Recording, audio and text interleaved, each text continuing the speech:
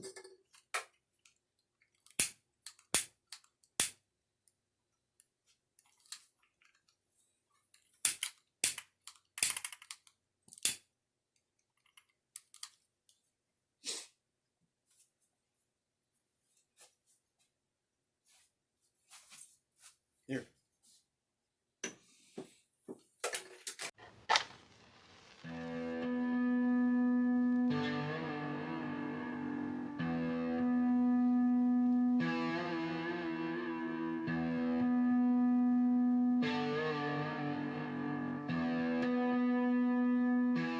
Hello everybody and welcome to After Dark.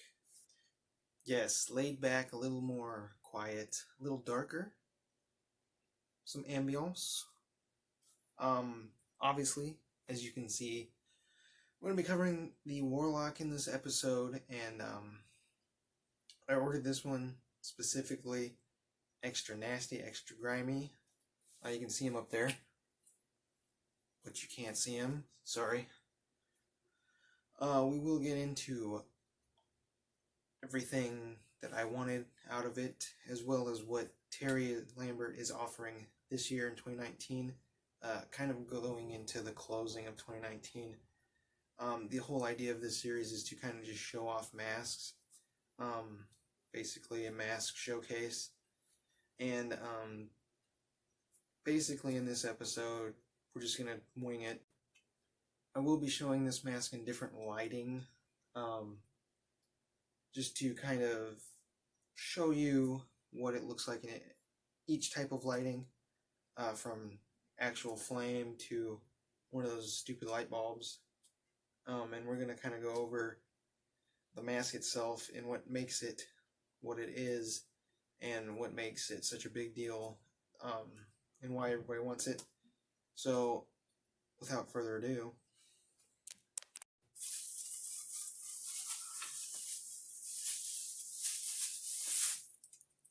we are recording in stereo, but I'm going to try to just overdub it when I do the overview, but I'm going to show it right now.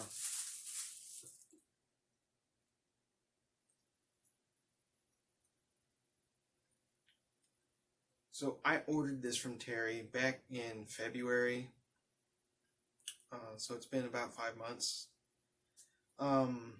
Specifically what I ordered was extra nasty, extra grimy, and that's what I got. It's a little more pink than I thought it was going to be. No big deal. I do like it. I like what he did with it, and yeah, it's definitely extra grimy, and I'll go into more detail on that. But yeah. So right now in this shot, I kind of want to cover the look. Obviously this is an H2. If you're not sure what that means, it's a Halloween 2. Go watch the movie, you'll know exactly what we're talking about. The big thing with this mask is that it has the Warlock shape to it already. Me personally, I've purchased a lot of H2s that were just H1 conversions over the years. So as you can see with this mask, it has a very plump face, to say the least. On the right side here, you can see some comparison images that I've put together, and I'll try to cover as many good ones as I can. I don't want to go too crazy, because you've seen the movie. We don't really need to get into it too harsh. But as you can see, it's totally the same shape, same look, as well as the same grime and dirt. One thing I thought Terry would do would make it a little dirtier, but that's okay. I like what he did, and he did what he could with the style of paint he was using. But paint looks very different than actual dirt, so you can obviously see the big difference there.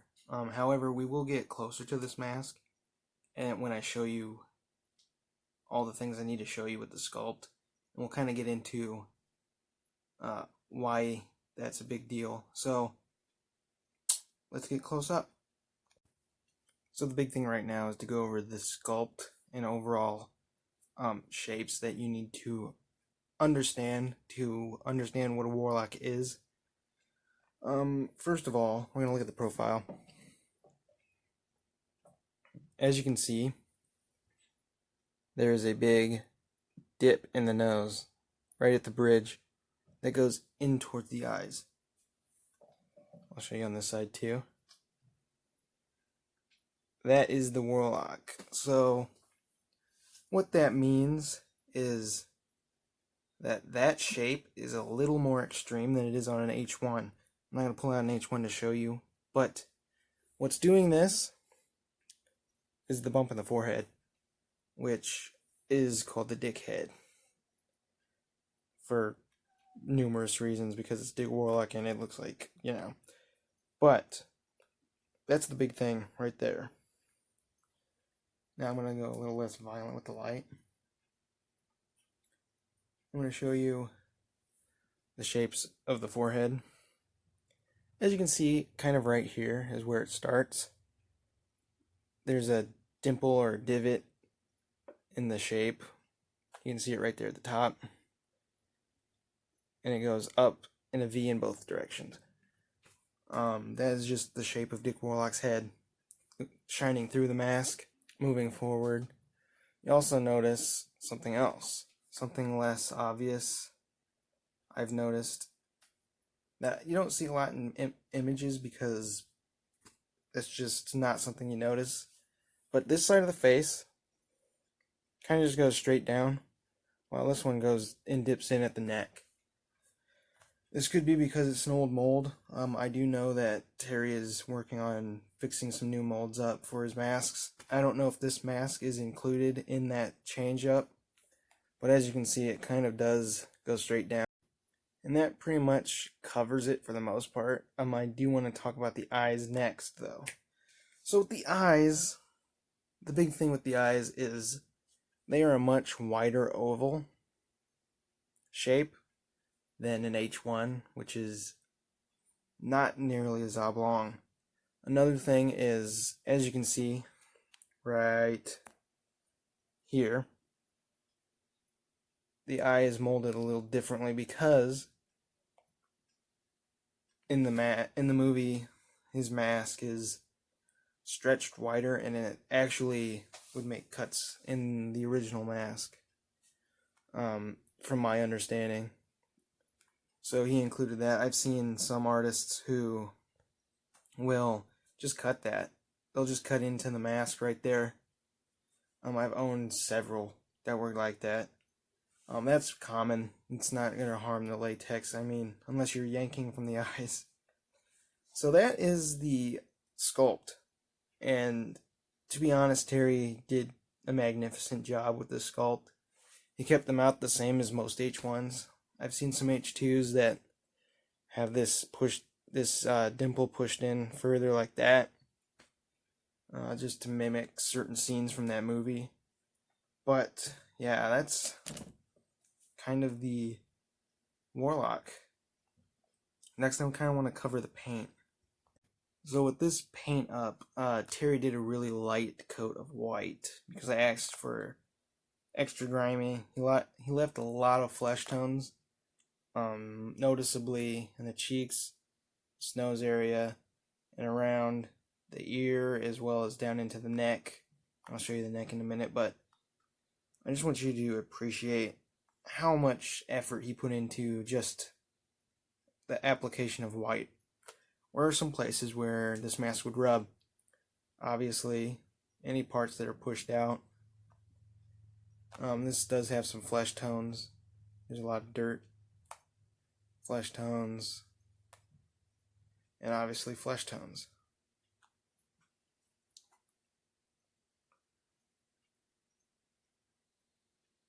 And it looks phenomenal. So we're gonna get into the paint application, and he does a great job of mimicking a lot of scenes from this movie with the dirt. This is one of the lighter teas I've seen in a mask. which is kind of surprising to see a lighter one come from Terry. But it looks awesome. Everybody recognizes that immediately. He's got it perfectly placed as well. So just like the H1s that you receive, you get it real dark right here in the corner of the eyes. It was like that in the movie. It was like that in the H1, and most H1 masks come like that. Now he also added the dirt here on the cheeks. I'm going to kind of zoom in a little bit here. As you can see, he did quite a bit.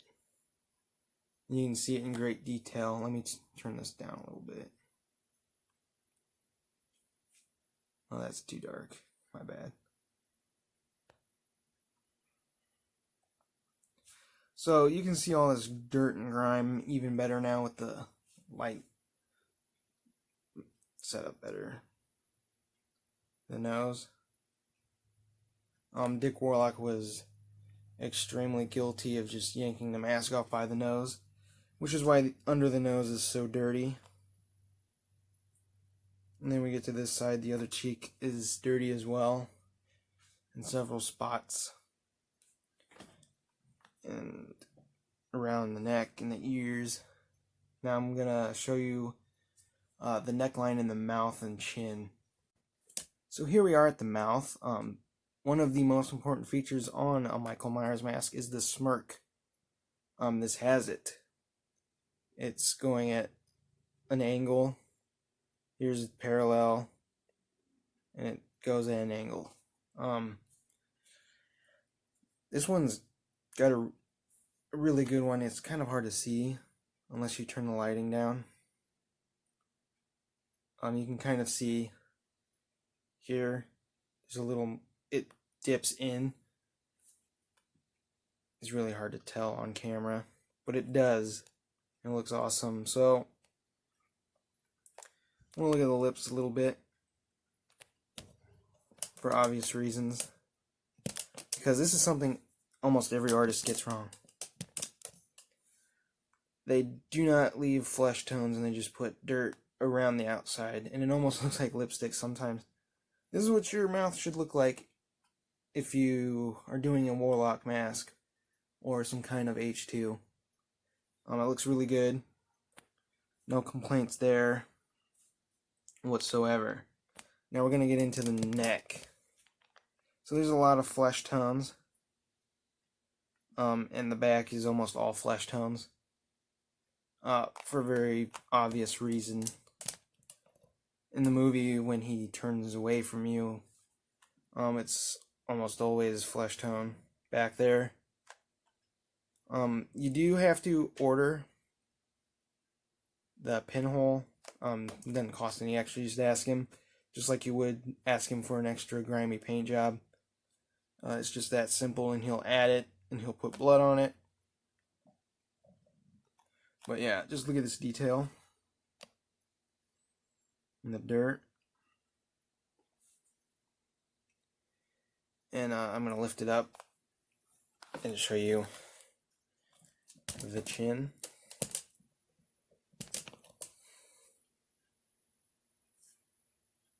As you can see, lots of dirt, lots of flesh tones. This is exactly what an H2 is supposed to look like. If you watch the movie, it's not clean, it's not crisp, it's kind of messy, and that's how we like it. So I am not sure for certain what kind of hair he used. I think it's mohair. It certainly feels like it and has that look of mohair. It's been a while since I've worked with hairs and stuff, so I've kind of lost touch on what's what anymore. But the look of an H2 is usually greased back or spastic. You'll have stuff like this, which he added. And you'll have little singular frays and flails and all kinds of awesome stuff just coming off of the top of his head. And I do kind of want to show his wings. don't know what other people call it. I call it his wings. Terry kind of did that. Obviously in shipping it did get smushed, and I will fix that before I go to a con or anything. This is a little different than I would have styled the hair, but I do like what he did. Again, these look great. They're a little shorter than I thought they would be, but that's just my artistic point of view from what I've seen in the movie. Not a big deal. Everybody has their different views, and that's why I had him do it. So, from my memory, from other people who have purchased, the way he does his hair is he will glue it on, brush it back, and then he will put a lot of gel. Actually, I think he uses mousse. He uses mousse, I think. Mousse and gel, as well as hairspray. So the shine, you might be thinking is hair gel. The shine is just the hair type, which makes me think it's mohair because it does have that shine. His seam is perfect. In my opinion, it looks pretty awesome. So how he does it is, just brushes it back, puts a lot of product in it, and then he will go in, look at it, and do the wings here and do all kinds of little stuff.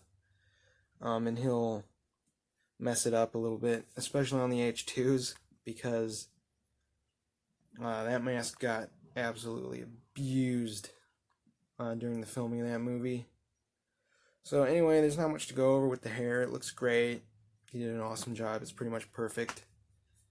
So let's get into some glam shots.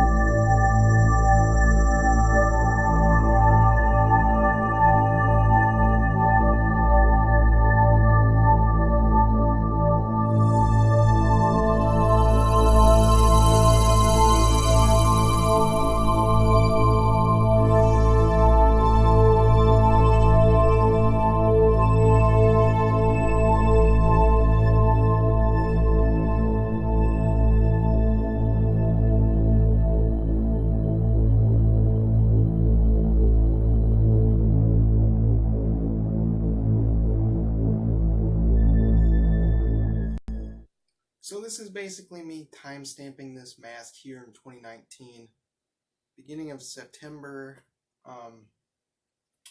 This is the Cemetary Gates Productions Warlock H2. Thank you, Terry Lambert, for doing such a great job on this mask. I'm so happy to own this. Final thoughts is I love it. I think it's perfect representation of an H2. Tough, and it's going to last a while. And it puts Velcro on the back, I should mention. So I'm going to close this video out with that. Thank you very much. Like, comment, and subscribe.